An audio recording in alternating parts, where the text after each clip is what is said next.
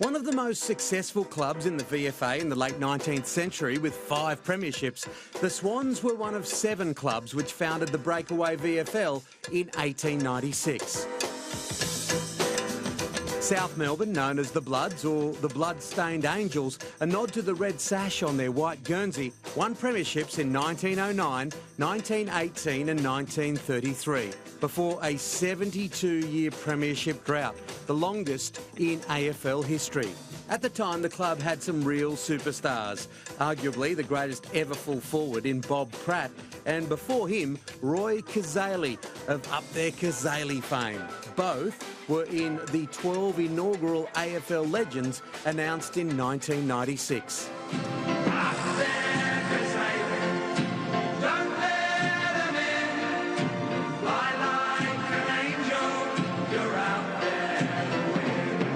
For nearly 50 years, there were few highlights for the Swans.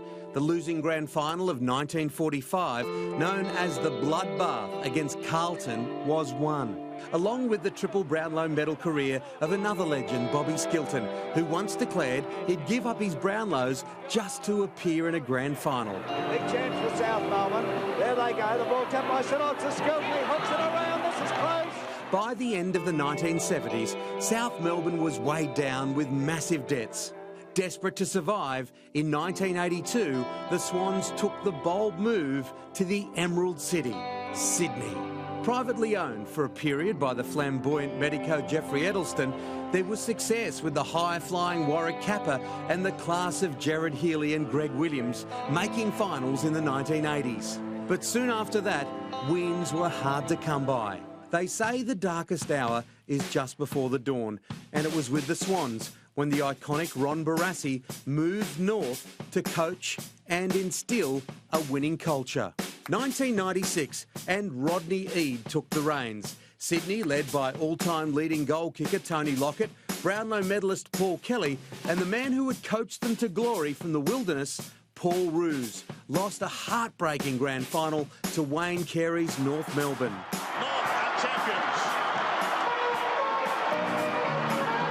This period marked the rebirth of the club, who eventually broke the drought in an epic 2005 grand final with Paul Roos at the helm. The longest premiership drought in football history is over! They won another premiership in 2012 as underdogs against a rampant Hawthorn side with John Longmire in charge. What an extraordinary win for that footy club and John Longmire. The club has found a great home in Sydney and proven to be one of the most consistent teams in the modern AFL era, making the finals in all but 3 seasons since 1995. The Swans, South or the Bloods, are one of this country's great sporting clubs, embedded in the heartland of Sydney at one of the meccas of world sport, the Sydney Cricket Ground. Good luck not keeping that song in your head for the rest of the day. I'm a Swan. It is very, very catchy. All right, joining us in studio today is Loretta Johns, Head of Media and Communication for the Swans. Lovely to see you.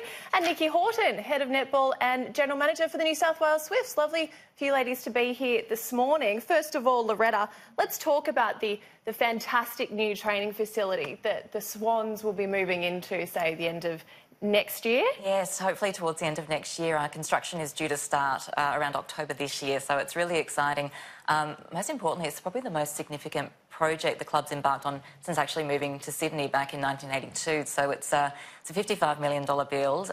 It's in the Royal Hall of Industries, which is an iconic heritage. I love that. The old Showbag Pavilion. The old Showbag Pavilion. It's a beautiful building, so we're really excited to be moving in there. And the reason, Nikki, of course, that we're all together here is because netball will be there as well. Tell us about how exciting it is for you and your sport to be going into something so wonderful, so cutting edge. Yeah, really exciting for us. I guess it's the next step in professionalism for netball, and to have a purpose-built high-performance centre for the New South Wales Swifts in Sydney is just going to be fantastic, and to do that alongside the Swans is even better. Loretta, what are some of the key features of the new facility? Talk us through it. Well, I think importantly, the club's outgrown where we are at the moment. At the moment, we're actually based at the SCG, which is a fantastic location, but we moved in there when we had about 10 full-time staff. There's now about 100 full-time staff. Our players go through the gym in 3 shifts because the gym's not big enough for the full team. So this new facility will have an indoor training field, office space for all of our staff and for the teams to grow. Certainly our media team's grown significantly in the time I've been at the Swans. A new gym, high-performance centre, swimming pool, and will be integrated with the Swifts. So there's opportunities to share technology, the high-performance knowledge and learn from each other, which is fantastic. And some of the, like pools and rehab areas you will share, but you also have your own section where there'll be a court and your offices all tied into one. Absolutely. So yeah, that's really exciting for us to have everything that we need in the one facility. Don't have to go outside anywhere else. We will share the recovery centre with the Swans and the gym with the Swans, but to have court, change rooms, all the technology embedded in that will be just amazing for the Swifts.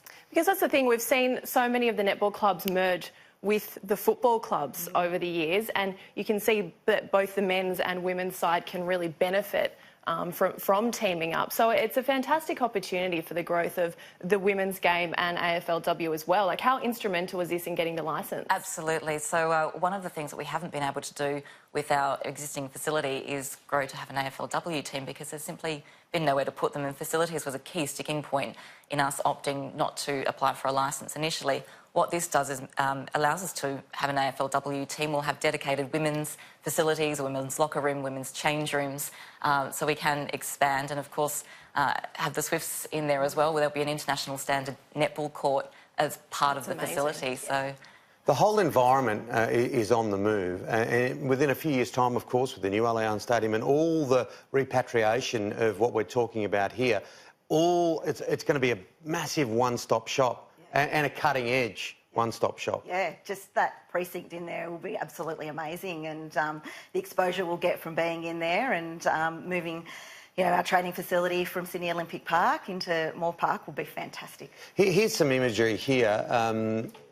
Loretta, this has been a long time coming, hasn't it?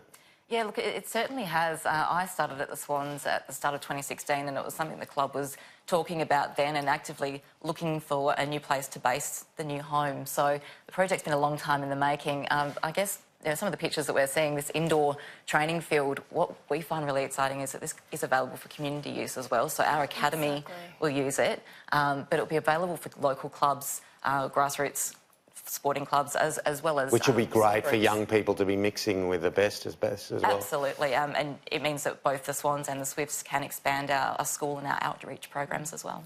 Nikki, what does it mean in terms of being more attractive for the Suncorp Super Netball League, growing the Swifts as a club and attracting that international, not only audience, but players as well? Yeah, look, absolutely. To have this facility and actually be a club of choice, is going to be fantastic for the Swifts, and really have that backing by the whole of Sydney alongside the Swannies, I think is going to be pretty amazing. And here they are in action here, and the crowds, look, the crowds for netball are remarkable, aren't they? And I know you've always punched above your weight when it comes to the sport and publicity because it's such a congested market. Yeah, absolutely, here. Particularly in Sydney. But no, look, we're really happy with where we're at, and particularly, we're sitting on top of the ladder at the moment, so 7 points ahead. Big game tonight. Yes, a very big game. Yeah, 1v2, but stoked to be sitting there at this point in the season. 100%. In terms of what this facility will do for the Swans as a club, we know the rich history that this club has here in Sydney, but what does it do? I always find this interesting for the players as well, to feel like they're going into a state-of-the-art facility. It must lift morale. They must be so excited. Yeah, because I was out there earlier in the year when we did the John Longmire piece, and we're at Henson Park, which I love Henson Park. It was great in 1958, and there's planes about to land. So, but there is, just further to Julie's comment and question, there's a perception from Melbourne sometimes and other AFL-centred places that Sydney, Emerald City, they've got everything, got everything just rolled out for them. Yeah, and that's certainly not the case. I mean, physical training facilities has been a real challenge for our footy club. And all sports are affected by probably a lack of grounds to train at in terms of ovals. So over the pre-season, of course, the SCG has cricket, so we can't train there in the off-season. So we've been looking for other spaces, and thankfully just across from the SCG now there's now an oval, Lakeside Oval, that has recently been widened and is now the same dimensions as Marvel Stadium, which is fantastic. We can train there over the summer, so it's great news for the club, but certainly ovals and physical training facilities continues to be a challenge for grassroots clubs. And dedicated facilities for women.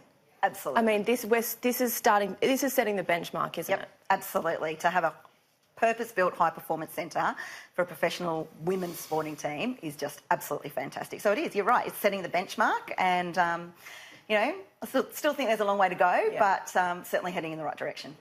So in a few years' time, we'll come back here to this table and the whole... Look, in so many ways, the whole world would have changed for both these franchises, both these great clubs. Yeah, look, it's absolutely a game changer for us. And back to your point, Julie, the players and staff are so excited because we can see the buildings already there, and we've seen the plans, and there's so much to look forward to. And also the integration with another elite sporting team. And the boys can learn a lot from the women. I tell you what, we were talking about the marks earlier. I understand that. Get a wide shot here. I can speak for... we can learn a lot. And listen.